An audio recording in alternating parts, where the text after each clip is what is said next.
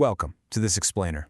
Today, we're diving straight into the underlying code of our economy to figure out why certain everyday systems sometimes just seem to crash. We often like to think of the free market as this perfectly efficient, well-oiled machine. But, what happens when the underlying rules of that very machine actually encourage it to fail?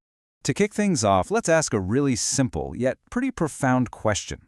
So why do we happily hand over cash for an ice cream cone at a storefront, but we get national defense essentially for free? Why does the market eagerly provide one but completely ignore the other unless the government steps in? Well, it all comes down to the fundamental characteristics of the goods themselves. Here's our roadmap for today. First, we'll define the rules of the grid. Second, the 4 types of goods. Third, public goods and free riders. Fourth, the tragedy of the commons. And finally, we'll talk about fixing that market failure. Let's get right into Section 1, the rules of the grid, where we map the underlying code of goods. Okay, to figure out how this economic operating system handles absolutely every single good in existence, we need to look at 2 vital variables. Our first variable in the algorithm is excludability. This basically means, can we prevent someone from using a good? Think about that ice cream cone again. It is highly excludable. The vendor literally won't hand it over until you hand over the cash. But as you'll see, not everything works quite that easily. Our second variable is rivalry in consumption. This determines if one person's use of a good reduces another person's ability to use that exact same unit. Back to the ice cream cone. If I eat it, you cannot eat that same cone. My use diminishes yours entirely, which makes it a highly rival good. Moving smoothly onto Section 2, the 4 types of goods, creating our economic matrix.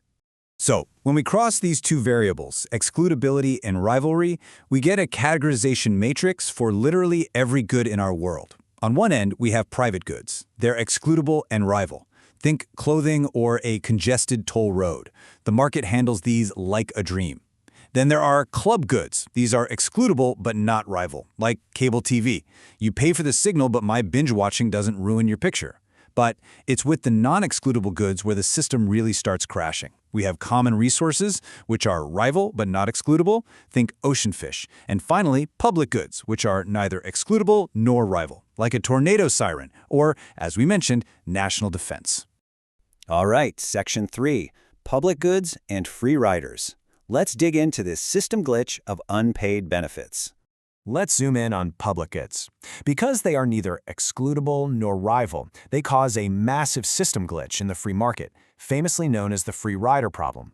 Imagine your town puts on this huge, beautiful fireworks display. You can't exactly stop people from looking up at the sky, right? And my enjoyment of the sparks doesn't block your view at all. Enter the free riders, folks who just watch the show without paying a dime. Because a private entrepreneur can't force people to pay for looking up, they just won't provide the fireworks, even if the town really wants them. The profit incentive is completely destroyed. To wrap our heads around the sheer scale of this concept, check out this staggering number. Back in 2014, the U.S. federal government spent $748 billion on national defense. That was over $2,300 per person. National defense is essentially the ultimate public good. It is literally impossible to protect a paying citizen from a foreign threat while leaving their non-paying neighbor completely exposed. You just can't exclude them. And because of this, even economists who advocate for the smallest possible government agree private markets cannot supply national defense. The government absolutely must step in. This dynamic also perfectly explains why governments have to fund basic research through agencies like the National Institutes of Health. There is a huge difference between specific technological knowledge and general knowledge. Specific knowledge, like designing a smaller microchip, can be patented. That patent makes the knowledge excludable, so private profit-seeking firms will gladly pour billions into R&D. But general knowledge, like proving a mathematical theorem, you can't patent that. Once it's out there for everyone. It's a classic public good. Companies would much rather just free ride on the general knowledge others discover, meaning, without government funding, society would create way too little new knowledge. Section 4, the tragedy of the commons. Let's see what happens when shared resources crash. Now let's pivot to that other really problematic category, common resources.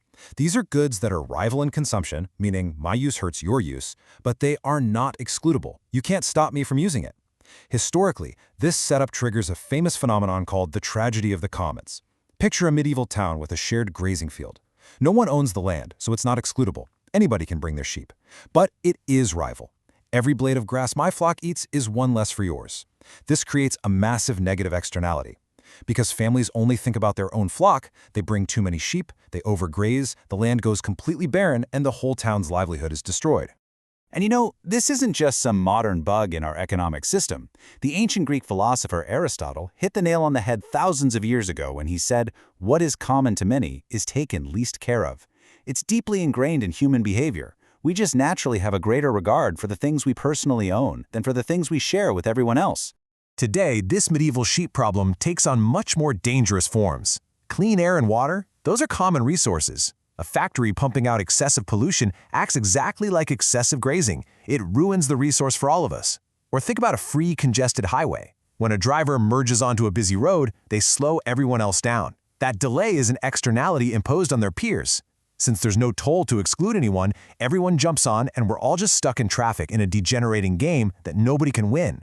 And of course, we see the exact same thing happening with our ocean fish being totally depleted by unregulated overfishing. Finally, Section 5, Fixing the Market Failure. Let's look at patching the system with property rights. So, when the market fails to allocate these resources efficiently because of free riders or the tragedy of the commons, what's the actual fix? Well, the root cause tying all of these market failures together, from smoggy skies to a lack of national defense, is that property rights just aren't well established. That is the missing link. Some item of immense value simply doesn't have an owner with the legal authority to control it. No one owns the clean air, so no one can charge a factory for polluting it. The market ignores national defense because you can't bill citizens individually for the protection. When this absence of property rights crashes the market, the government has to step in as the mechanical patch, and they've got three main tools to do this.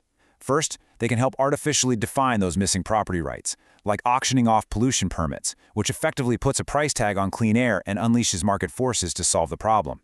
Second, they can just regulate private behavior directly, like restricting hunting and fishing seasons to stop depletion. And third, when a good just simply cannot be restricted, like national defense, the government uses tax revenue to supply the public good directly, since the private market never will. To wrap things up, we've seen exactly how defining property rights can fix today's market failures. But I want you to think about the uncharted territories ahead. As we build massive new open-source digital spaces, or as we begin mining asteroids and exploring the cosmos, who gets to define the property rights out there? If we don't figure out how to assign ownership in the final frontier, are we doomed to repeat the tragedy of the commons on a galactic scale? That is definitely something to chew on next time you gaze up at the stars. Thanks for joining me on this explainer, and keep questioning the code that runs our world.